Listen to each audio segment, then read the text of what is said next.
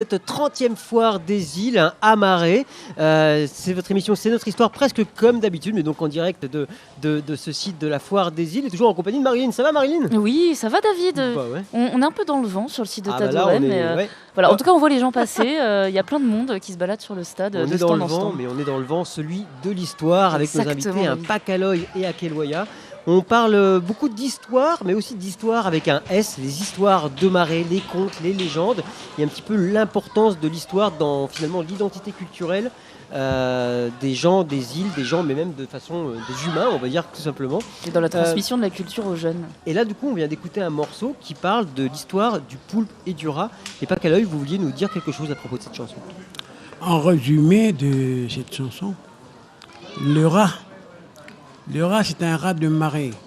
À cause de ne pas avoir de la nourriture, à un moment, dans l'île de Marais, eh ben, les gens sont partis vers l'île de Tiga pour chercher à manger. Et à l'île de Tiga, ils ont trouvé de quoi manger parce que c'est la famine à Marais. Et par contre, dans l'île de Tiga, l'île voisine, il n'y a pas assez de monde, mais il y a beaucoup d'eau à manger.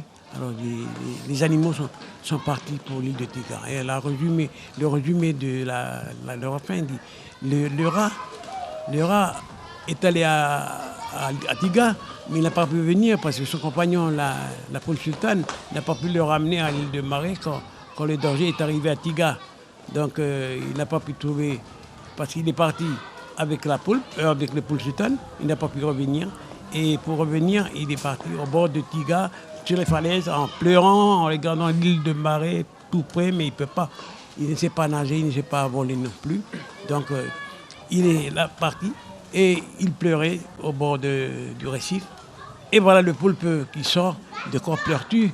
Eh ben, je ne peux plus rentrer à Marais, mais de quoi tu es venu?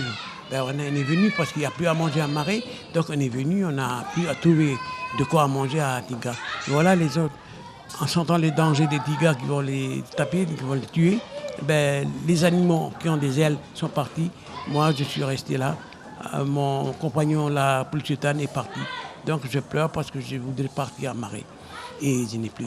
Alors, tu pleures. Est-ce que tu veux revenir chez toi? Oui, je voudrais revenir, mais comment? Ben, si tu veux, monte sur ma tête et puis je vais te conduire à Marais.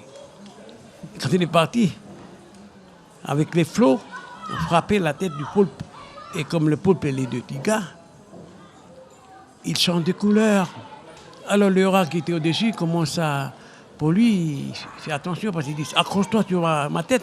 Si tu bouges, tu vas tomber. » Il est bien accroché, mais à force de vagues, ben, le poulpe change de couleur.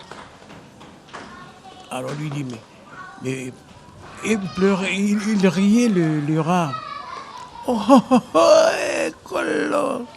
Mais de quoi ris-tu? Non, j'ai ri parce que voilà, mon pays, mon île, on va bientôt arriver. Bon, ben tais-toi, mais tiens-toi bien. Et à la longue, c'est pas encore arrivé à Marais. Il rit de plus en plus belle parce qu'il change de couleur et puis là, comme sa tête est chauve, il a manqué de noyer parce qu'il s'accroche tellement bien que en arrivant en cours de route, il commence « Oh, oh, oh, l'année. » Hé, arrête, qu'est-ce que tu veux? Dis-moi la vérité, sinon je vais te tremper dans l'eau. Non, bientôt on voit les ombres, donc t'en fais pas. En arrivant à Lodok, c'est l'endroit de débarquement. Là. Allez, sauve-toi, maintenant tu es chez toi, tu rentres. Et le rat a sauté à terre ferme, et puis au lieu de dire merci, le poulpe attendait ça, de dire merci de m'avoir emmené de la vie à la mort, de la mort à la vie. Ah ben moi je vais te dire maintenant. Tu sais pourquoi je rigole tout à l'heure? Mais tu es la plus vilaine bête de la création. Pourquoi tu changes de couleur comme ça? Et mais ta tête est chauve. Comment j'ai fait tu? Alors l'épaule lui dit, mais c'est comme ça ton remerciement? Il a plongé dans l'eau, il a cassé un morceau de corail, il a lancé sur le rat qui se sauve, et a planté derrière, ça lui a formé la queue. Attends, c'est pas fini. L'autre, pour se venger, hein, il a trempé dans l'eau, il a trempé dans l'eau, c'est le poulpe. Mais le rat, il a cherché quelque chose, un caillou. C'est l'endroit où les Wakwaros viennent toujours passer leur temps pour faire la pêche. Ils ont fait du feu, puis il a pris un morceau de charbon, il a lancé sur le poulpe, sur le poulpe, et le poulpe a voulu parler les coups, il a levé des tentacules comme ça. Enfin, il y a combien de tentacules, vous direz tout à l'heure. Il est tombé en bas des tentacules, ça lui a formé les dents, mais avant les poulpes de Tidga n'ont pas de dents, et avant les rats de marée n'ont pas de queue, et à partir de ce moment-là, les rats ont des queues, et les poulpes ont des dents pour manger. Merci Pakaloy. Il est rapidement passé.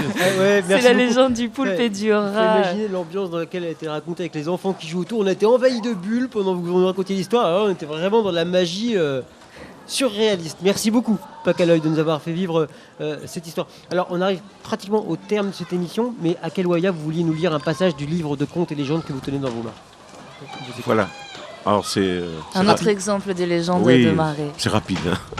C'est rapide, j'ai pas l'art. Non mais on finit en légende et on compte. Ça pourrait durer 45 secondes, ça serait bien. 45 secondes. Non, allez-y, 2 minutes. Alors c'est un mythe fondateur sur la femme. Alors femme perchée. Et je vous dirai après pourquoi ça me plaît, voilà, de prendre ce passage. Alors c'est sur l'ogre.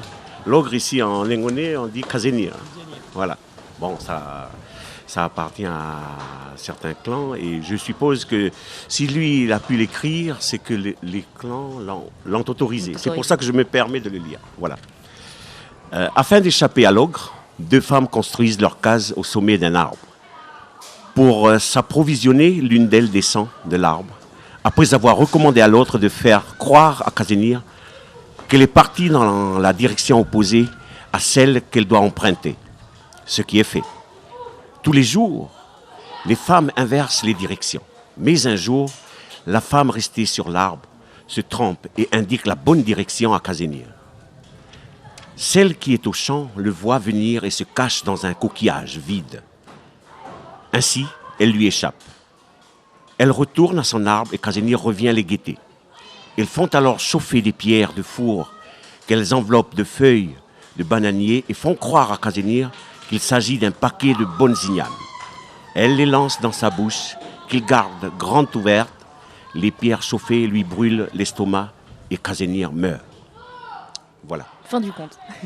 Oh, c'est un résumé. C'est un petit conte, c'est un résumé. C'est un résumé en fait, voilà. Alors la morale de ce conte moi j'aime bien cette histoire et ces passages sur la place et le rôle de la femme. Parce que vous voyez là, les femmes construisent des cases, elles sont en hauteur, voilà, symboliquement, elles prennent de la hauteur et ça interroge sur le rang social coutumier de la femme. Parce que pour l'instant, c'est toujours les hommes. Et pourquoi pas les femmes? Voilà, simplement.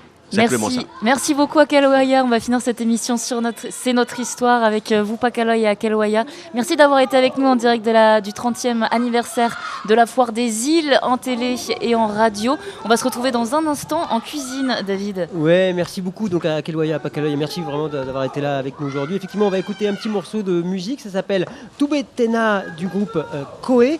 Et ensuite, on se retrouvera donc avec l'émission à nous cuisine, et là ça sera vraiment à vos papilles parce qu'il va y avoir des cuisiniers, des cuisinières de toutes les îles Loyauté et vous allez voir, on va vous faire rêver, on parlera notamment du concours culinaire. On se retrouve tout juste dans 7 minutes en télé et en radio, on continue en musique. Et c'est le groupe Toubetena et le morceau. Oui, pardon, merci Marilyn.